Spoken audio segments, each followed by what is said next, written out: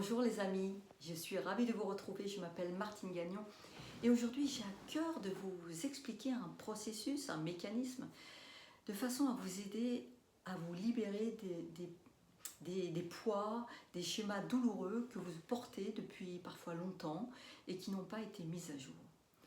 On appelle ça des situations où il y a des déclencheurs extérieurs qui vont faire que vous allez. Des déclencheurs extérieurs, un mot par exemple, je me souviens d'une situation personnelle où quelqu'un de ma famille m'a dit « Oui, mais toi, tu n'es pas comme nous ».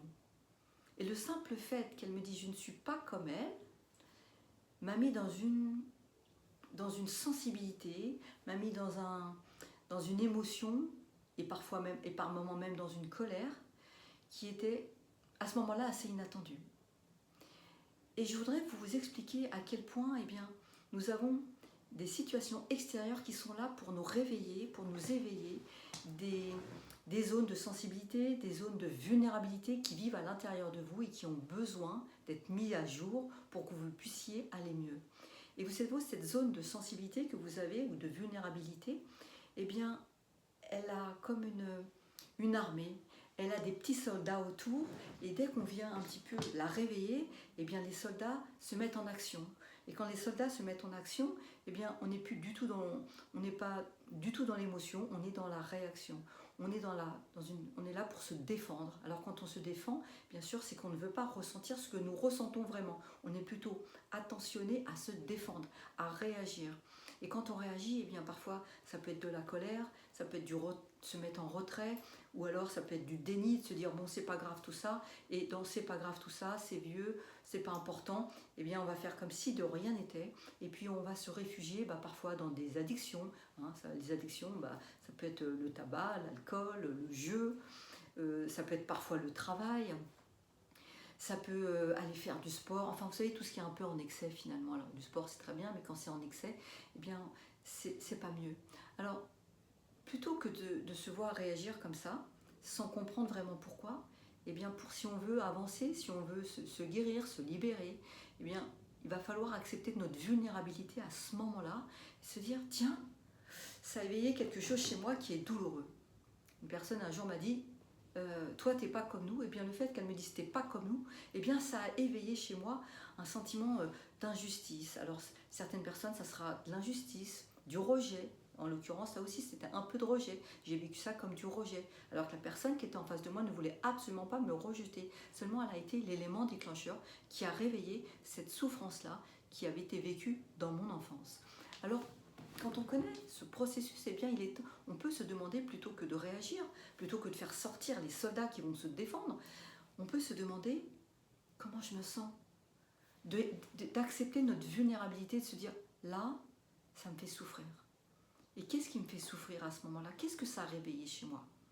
Ça a réveillé chez moi une situation où je me suis sentie, en étant enfant, où je me suis sentie parfois rejetée, et que j'ai trouvé que c'était par moments que c'était terriblement injuste, que je ne comprenais pas pourquoi, que l'enfant qui était petit, n'était pas d'accord avec ce qui se passait. Mais à ce moment-là, en étant enfant, on ne sait pas comment réagir. Alors qu'est-ce qu'on fait pour être aimé? On va se mettre dans sa coquille et puis on va essayer d'adopter un comportement qui va plaire à tout le monde. Mais la souffrance, elle est là. Mais ne sachant pas quelle attitude adopter quand on est enfant, parce qu'on n'est pas conscient de ce qui est en train de se vivre, on l'enfouit au plus profond de nous.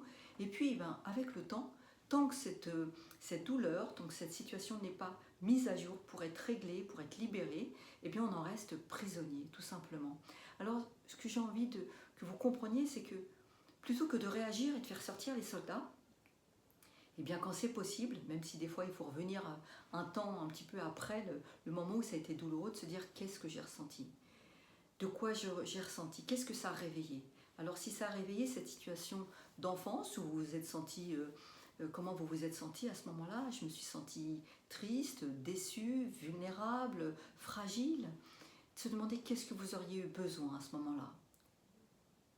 Et en l'occurrence, dans ma situation, ce que j'aurais eu besoin à ce moment-là, c'était d'être comprise, c'était de me sentir légitime, c'était d'avoir de la douceur, de la compréhension autour de moi.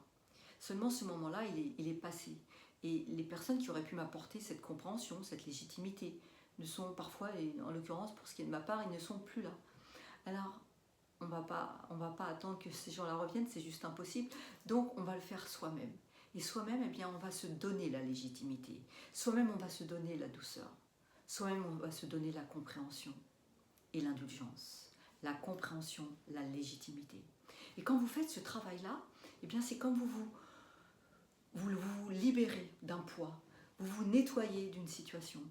Et évidemment, eh bien, vous allez rencontrer beaucoup moins dans votre histoire, dans votre vie d'aujourd'hui, des situations qui vont réveiller ça.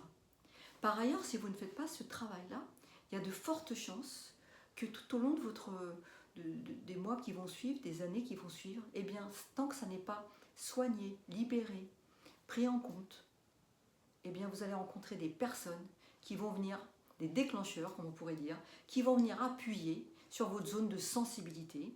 Et à chaque fois, eh bien, vos soldats vont sortir et puis ils vont se mettre en colère et vont soit fuir, soit se mettre en retrait, soit faire du déni.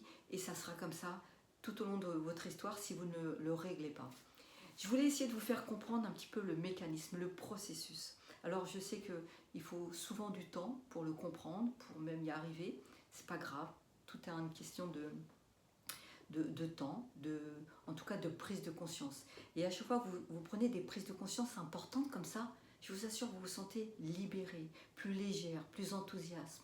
Alors je ne peux que vous encourager à travailler ces moments où il y a des gens qui viennent déclencher chez vous cette zone de sensibilité, de vulnérabilité, et de vous autoriser à être vulnérable, et plutôt que de sortir vos soldats, et bien de vous interroger sur votre histoire pour vous donner plus de joie de vivre et de plaisir. Voilà ce que je voulais vous dire aujourd'hui. J'espère que cette vidéo vous aura apporté quelques explications, quelques éclairages. En tout cas, si vous connaissez tout ça, eh bien, c'est formidable. Par ailleurs, si vous connaissez des gens qui ne connaissent pas ou que ça peut aider, eh bien partagez la vidéo, mettez-moi un pouce, abonnez-vous à ma chaîne YouTube si vous en avez envie, ou bien retrouvez-moi en coaching individuel, soit en présentiel, soit en vidéo. Tout est possible. En tout cas, j'ai été ravie de partager ces petites explications pour vous. Je vous souhaite une excellente journée et je ne partirai pas sans vous dire que vous êtes unique et d'une grande valeur. On n'avance que dans l'amour. Alors, rappelez-vous ce mantra régulièrement et puis retrouvez-moi régulièrement dans ma chaîne YouTube. À très bientôt, j'espère. Au revoir.